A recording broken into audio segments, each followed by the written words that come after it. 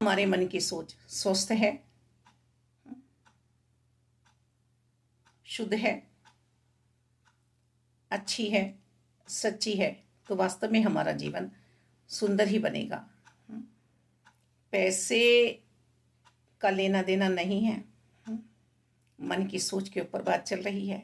और यदि हमारे मन की सोच दुर्लभ है, कमज़ोर है, हम संघर्ष से डर जाते हैं, तो हम अपने जीवन को सुंदर नहीं बना सकते। हम तो कमज़ोर हैं, हम तो गरीब हैं, हम तो भाग्यहीन हैं, हम तो बेचारे हैं। एक ईगल ऊपर पेड़ पर अंडे दे रही थी और एक मुर्गी पेड़ के नीचे अंडे दे रही थी।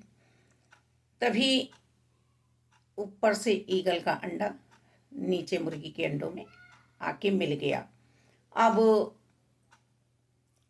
मुर्गी ने अपना बच्चा समझ के उसको भी पालना शुरू कर दिया। अब वो बच्चा समझ रहा है कि मैं ये ही हूँ, मैं मुर्गी ही हूँ और मैं ऊंचाई नहीं उड़ सकता।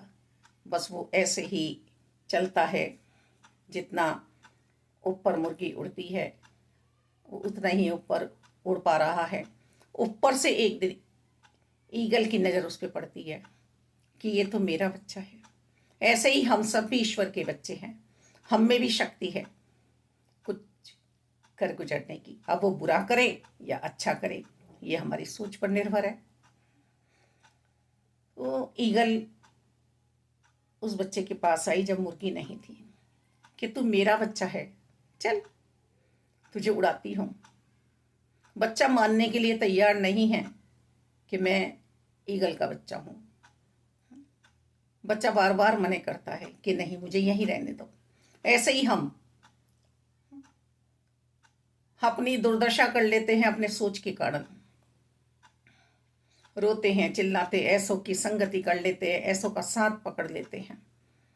अब जब वो जबरदस्ती ईगल लेके उड़ रही है, क्योंकि जो हमारा अपना है उसे तो हम ऊंचाई ही देना चाहेंगे ना, चाहे आध्यात्मिकता की हो, ईश्वर तक पहुंचाना हो, संतमति हो, और चाहे भौतिकता के माता पिता हो, या हमारा कोई भी शुभ चिंतक हो, भला चाहने वाला हो। ईगल ले गई और डाल से उस बच्चे को नीचे की तरफ कर दिया। और वो बच्चा जो छड़पड़ाया, उसके पर निकले और उसने उड़ान भरनी शुरू कर दी। अब उसे समझ आया कि मैं वास्तव में ही ईगल का बच्चा हूं। अब हम किसके बच्चे हैं? हम संघर्ष में स्थिति में घबरा जाते हैं, किंतु परंतु करने लगते हैं, हाहाकार मचाने लगते हैं, भागने लगते हैं अपने मैदान से। हम इसे पकड़ते हैं, इसे पकड़ते हैं, सबसे बातें करते हैं, पर भला हो ही नहीं पाता हमारी सोच का, क्योंकि भटकन है